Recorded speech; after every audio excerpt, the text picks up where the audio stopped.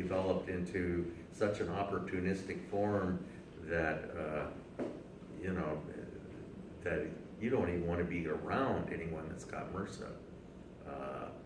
You want to be gowned and masked and gloved and booties and the whole thing if you're around someone like that. So, you know, but yet we're covered with it, Staphylococcus aureus, all the time. It's the reason why if you leave your potato salad sitting on the counter instead of putting it in the fridge, all the Staphylococcus aureus that was on your skin gets into it, and given a fatty diet, it starts making toxins, and you get a mild form of food poisoning from these toxins due to your own Staphylococcus aureus. It's the most common source of nosocomial infections. You know what those are? Ones you get in the hospital, okay? Surgical infections from Staphylococcus aureus, and hospitals are loaded with them because we're loaded with them. And under normal circumstances, we're not immunocompromised. But in the hospital, a lot of people are. And so that's the one that pops into my mind that is the most opportunistic of the bunch. Okay, but they serve very important functions in helping us process fecal material. Transit time through the colon is highly variable. Transit time through the small bowel is 10 to 12 hours. Transit time through the colon depends on what you ate, how much exercise you got, whether or not you heed the call of nature, and on and on and on. And you should try and optimize transit time through the colon. If it stays in the colon too long, too much water will be absorbed out of it, and it'll be hard to pass. If it doesn't stay in there long enough, not enough water will be reabsorbed, and you'll become dehydrated and you'll exhibit diarrhea. And so you have a lot to say about transit time through the colon up to a point. You know, depending on your health. The bacteria that live in our colon, the bacteria in our colon produce dimethyl sulfide, which is one of the components of skunk oil. And so that's responsible for much of the aroma of fecal material. I've smelled dimethyl sulfide before, so I recognize that same smell. You know, so pretty nasty stuff. But carbon dioxide and other things. And so you want to sort of manage the colon a little bit. If food gets backed up in one of these haustral folds and stays there for a real long time, the bacteria start to work on it and synthesize toxins that will irritate the epithelium of the colon, and you'll develop a condition called diverticulitis. And so, you know, that type of thing. You want to make sure you want to chew your peanuts well, because you don't want unchewed peanuts getting into the colon, because the bacteria will, of course, digest them for you, and all kinds of bad things could happen. I've heard of people getting, I knew a guy who chronically didn't chew his peanuts like he should and got diverticulitis. That the physician thought was probably the result of that. These are some of the bacteria in our microbiome. Helicobacter pylori on the stomach,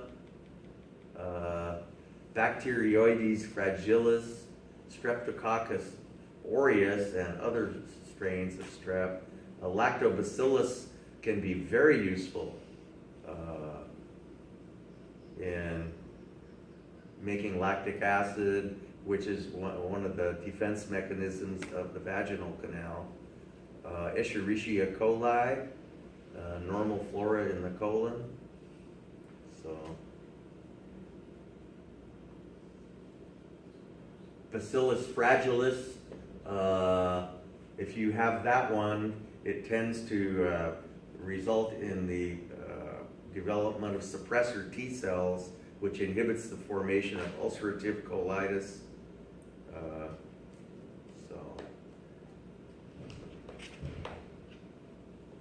Okay. And probably ulcerative colitis has a very close relationship to, what's the other one? It comes in episodes and it's very painful. Ulcerative colitis and Oh, and well, you irritable, no, not Crohn's irritable disease? bowel syndrome. Crohn's disease? Crohn's disease. Crohn's disease, yes. Characterized by episodes, and they're so similar that the distinction between the two is kind of a little bit hazy. But there seems to be a distinction. Okay, H. pylori causes virtually all ulcers, 95% of them, but yet it seems to be very necessary.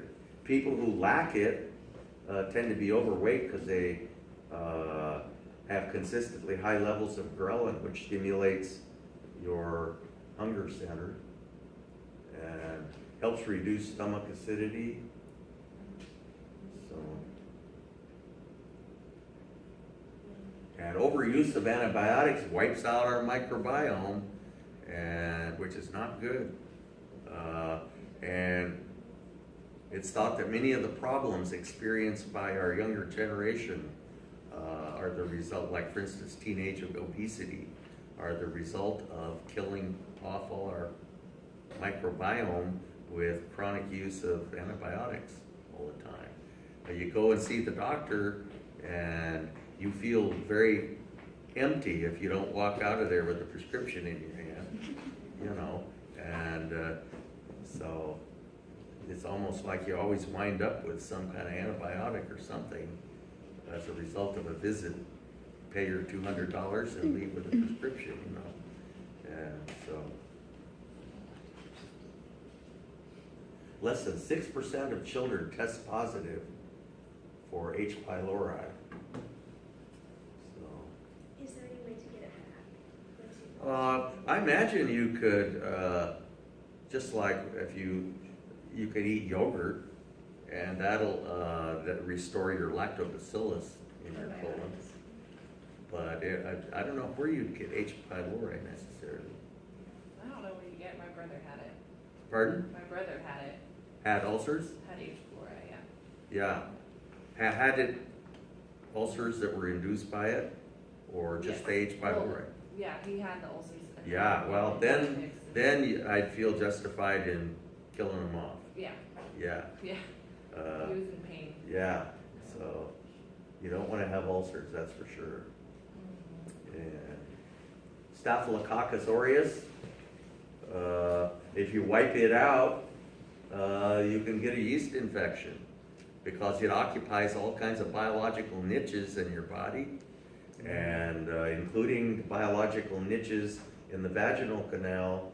And people who take tetracyclines, which are broad spectrum antibiotics that wipe everything out, wipe out all their Staphylococcus aureus, and that opens up all those biological niches, and you have fungi. Most notably, Candida albicans moves in, can be highly opportunistic. However, Staphylococcus can be highly opportunistic, as you know, I don't need to talk about that anymore. Probably it's the one that pops into my mind as the most notorious opportunistic bacteria. Normally very innocuous and harmless. So is there a symbiotic microbiome in the small intestine or just in the stomach? Oh, you don't want, you want no bacteria in the small bowel, okay? And all you have in your stomach is H. pylori, it's about all that could live there. And I assume that the H. pylori die, they thrive at pH 2, and I assume that they die when they pass out of the stomach. Because you don't want any bacteria in the small bowel. So, no gas, no bacteria. E. coli, okay. Another example of normal flora. Okay, so we secrete huge amounts of fluid into the gut. 1 liter of saliva, 2 liters ingestion. Oh yeah, all the fluids we drink. at least 2 liters a day. The stomach secretes 2 liters of gastric juice, 1 liter of bile, pancreatic juice 2 liters, intestinal juice 2 liters. Most of that is reabsorbed in the ileum of the small bowel, but there's still a last little bit that we need to reabsorb in the colon. And it's really pivotal to our well-being, and how much we absorb depends on the transit time through the colon. So one of the primary functions is to absorb that last half a liter or so of water, and you don't want to absorb too much out of it or it'll become solid and impacted. I heard one time about someone who had 150 pounds of impacted fecal material surgically removed. You don't want that to happen, but you don't, the alternative is diarrhea, isn't it? So,